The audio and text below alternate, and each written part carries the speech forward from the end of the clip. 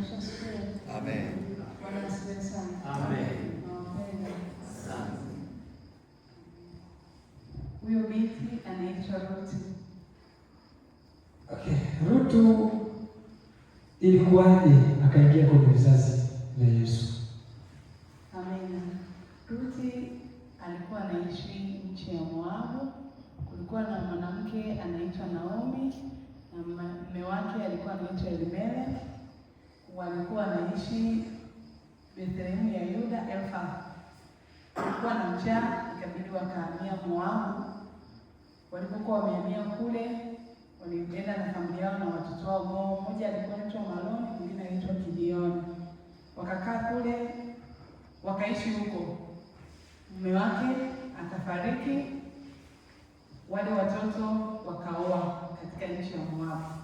Mmoja akamoa Ruti, mwingine akamoa Orpa. Baada ya miaka 10 na wale watoto wakafariki pia. Walipofariki wakakaa wakapata habari kwamba Naomi akapata habari kwamba nyumbani hali imekuwa ni nzuri, akapanga kurudi nyumbani. Akawa anawaga wale wakweze kwamba ninarudi nyumbani.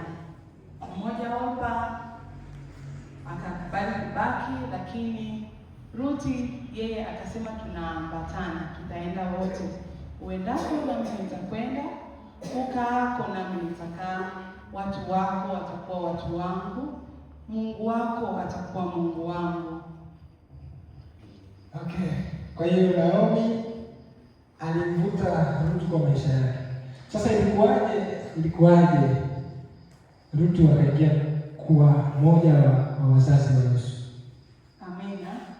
Baada ya kukubaliana, kwa sababu maisha ya Naomi yalikuwa mazuri, kwa Ruti akayatamani hayo maisha, aende aone. Yamkini aliona kuna kitu chema huyu mtu anacho.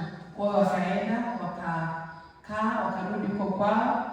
Na mume wa Naomi alikuwa na ndugu anaitwa Boazi, ambaye kidogo alikuwa ni tajiri.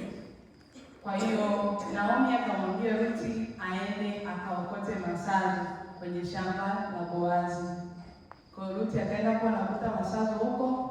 Boazi akakuta na wafanyakazi wake, akamuuliza huyu nani? Akasema huyu ni Moabu ambaye anaishi na Naomi.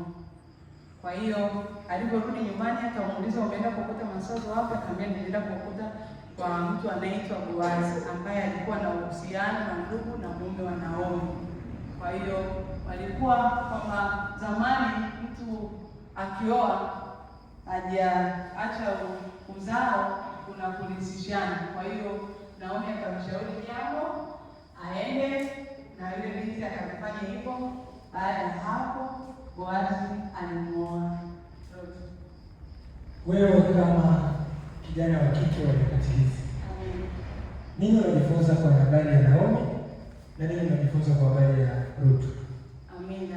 Mimi kama kijana wa kike, kwanza nilifurahi maisha mazuri ya Naomi, kwamba najifunza tunapokuwa kanisani pia tunapaswa kuwa vielelezo wazuri. Tunawatazama wamama wachungaji maisha yao, nasi tunajifunza pia kwamba vivyo hivyo. Nikajifunza kama kijana, maana Ruth naye alikuwa ni kijana, kwamba maisha yangu yanapaswa kuwa safi kama yeye alikuwa anaishi. Na maana Naomi maisha aliyokuwa anaishi ugenini, kwamba sio kwamba aliacha imani yake, aliendelea na imani yake ile ile. Ndio maana yakamvuta yale maisha yake, yakamfanya Ruth na yeye ambatane na nani? Na Naomi. Kwa na mimi najifunza pia, natamani kukaa vizuri kanisani, niishi vizuri maisha mazuri, ili na wengine wavutwe. Nisiwe sababu ya kuwapa pressure ya wachungaji, bali natamani kuwa sababu ya kufanya wawe na afya njema na nzuri. Amen.